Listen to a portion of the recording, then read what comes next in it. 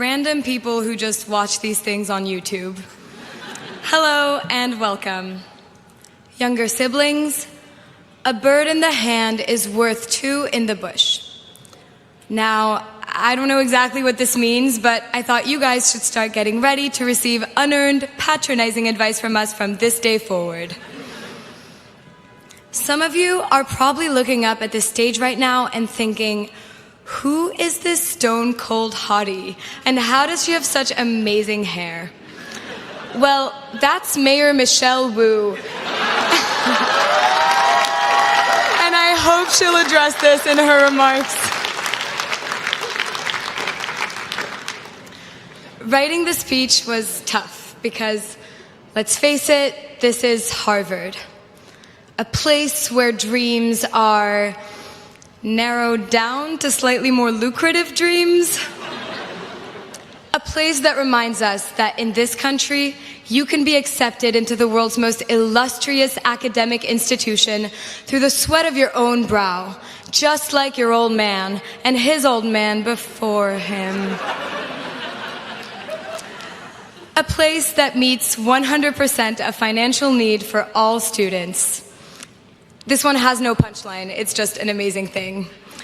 Thanks, Daddy Harvard. But yeah, writing this speech was tough, which is why I wrote it the same way I wrote all my assignments as a senior, not hungover, not buried in Lamont basement, and not late last night between the hours of 3 and 7 a.m. My diligence and rigor over the course of the last 4 years are much like the millions Jeffrey Epstein donated to Harvard. They have aged very well. But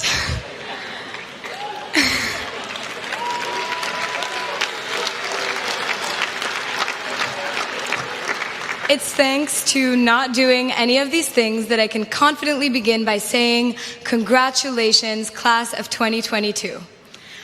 All of us are here today because this is the location that was chosen. Some of us are also technically here because we were driven by the relentless fear of disappointing our parents, and I will now give you guys a few seconds to share an awkward look filled with unprocessed resentment and reluctant gratitude.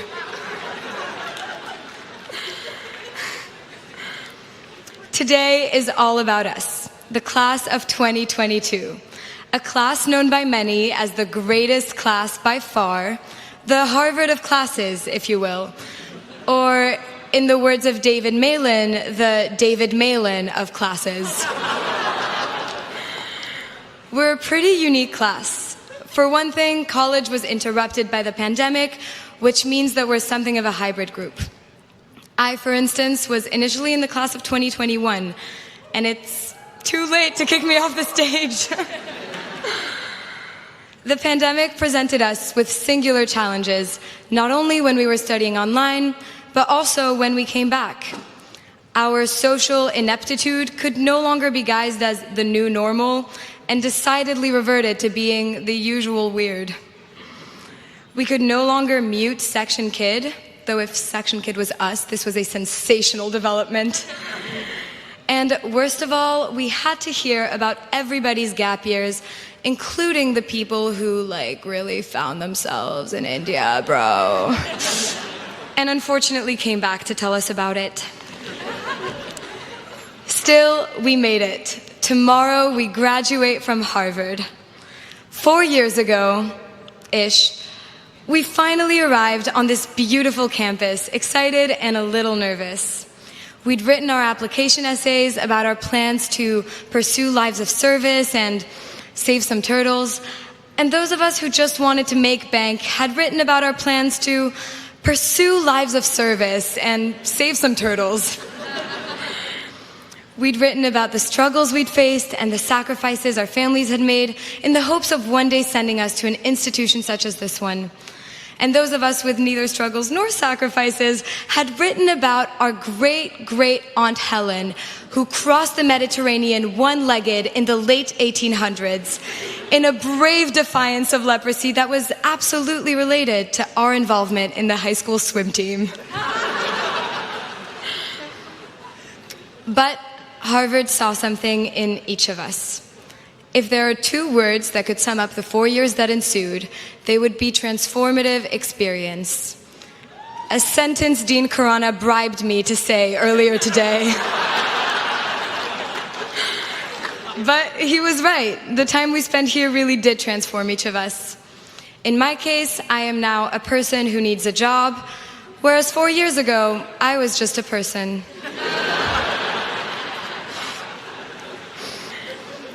Everyone's experience here has been unique, starting with the different concentrations we pursued and the stereotypes attached to them.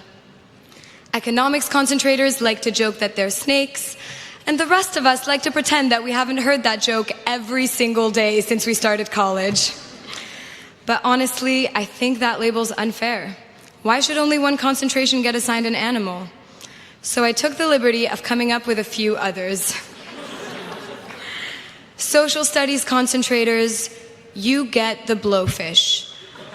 You are actually incredibly intelligent creatures, but nobody realizes that because you were given such a stupid name.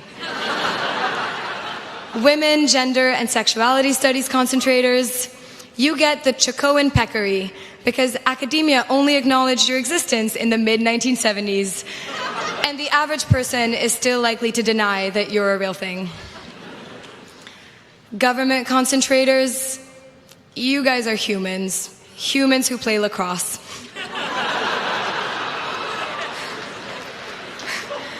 And finally, pure math concentrators, you are the 3 turkeys that make intermittent appearances in Harvard Yard. We know you're there, but you've only been sighted outside twice. It's okay, guys, I can make that joke because I'm a pure math concentrator. I'm not. I just needed to get that on camera for the purposes of my job search. Regardless of what we studied, the one thing all our Harvard journeys probably had in common, as Andrew said, was the experience of rejection. We got rejected from on-campus publications, musical groups, clubs, and the semi-secret, hyper-exclusive group that calls final clubs finals clubs. We got rejected from classes, internships, leadership positions, the Harvard Undergraduate Clean Energy Group, the Harvard Undergraduate Clean Energy Group again, the Harvard Undergraduate Clean Energy Group a 3rd time? Seriously, guys, what is it? Is it my vibe? Ultimately, the only place that I can safely say rejected none of us was also the only place that I can safely say all of us wanted to be rejected from. The UC's mailing list. Now, I'll be honest, some failures hurt more than others.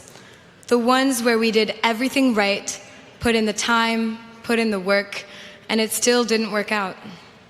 For instance, I dedicated the entirety of the last 4 years to roaming the yard aimlessly in Harvard sweatpants, lanyard, and keychain, with an improbable smile on my face and a large donut in each hand, and I still didn't get featured on Dean Khurana's Instagram.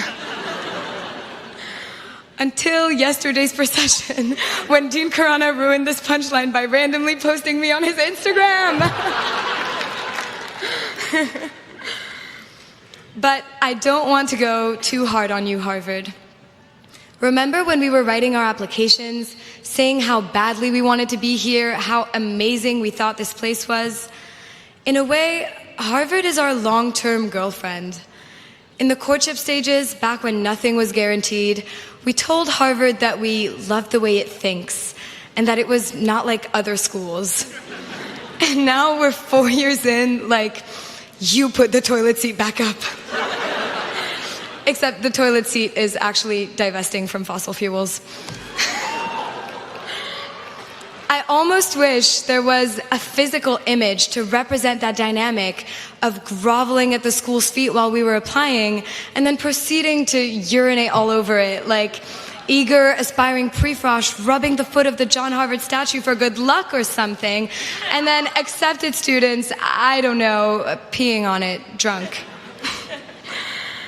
Of course, the girlfriend analogy leaves out a lot. Namely, that Harvard also played something of a parental role. Our freshman year, they demanded that the yard be dry, no alcohol, which was basically Harvard saying, as long as you're under my roof, you live by my rules. Then we moved into our upperclassmen houses where we had drinks, parties, and even free condoms, and that was Harvard saying, if you're gonna do it anyway, I'd rather you do it in the house. And finally, just this month, Harvard reminded us not to complete the celebrated tradition of jumping off the Weeks Bridge for our own safety, thereby becoming the first parental figure to say, if all your friends jumped off a bridge, would you jump off a bridge too? And have, yeah, actually be a realistic answer. But now, Harvard won't be parenting us anymore. It's time for that infamous place, the real world. Get ready for an endless series of "you went to Harvard," which will either mean that you said something really stupid or that you are hot. The class of 2022 will go on to work in all sorts of fields and industries. Some of us will become doctors, teachers, firefighters, astronauts, detectives, and all the other jobs I totally know about as a grown adult. Those of us who spend a little too much time on LinkedIn are guaranteed to become data-driven thought leaders, passionate domain experts, or even creative self-starters. And finally, some of us will also probably become villains, because that's just plain statistics. Either way, out there in the real world, our first challenge is going to be learning to speak normally again. No more elaborate academic jargon, no more weird Harvard inside jokes. FET will no longer be a beloved Eliot House tradition, but rather the acronym for Federal Excise Tax. The brothers will go back to being a term people use to refer to their actual male siblings. And finally, perhaps most difficult of all, a 15-minute walk will no longer be the punchline to quad-related quips, but rather a truly standard amount of time for walking from one place to another.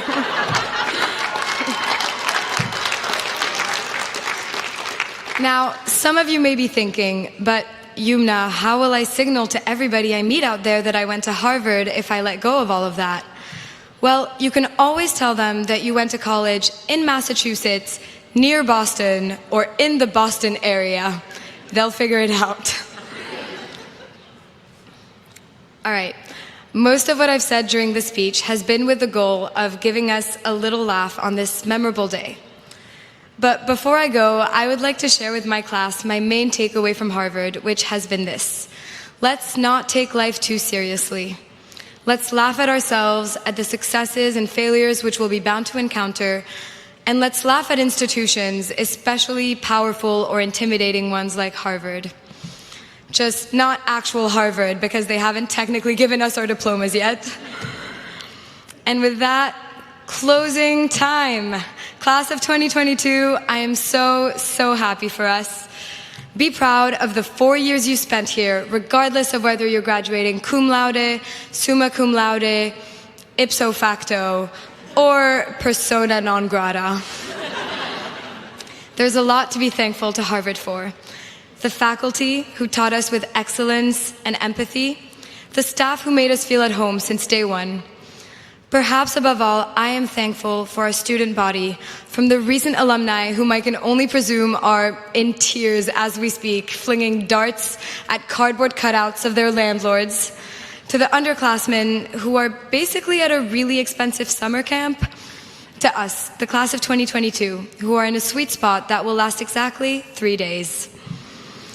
No matter what the real world will bring, I trust that we will march towards it with kindness, resilience, and courage of conviction, with love, an openness to laughter, and a strong moral compass, and above all, with the heavy yet ultimately deeply important knowledge that some of you lost your virginities in a bunk bed.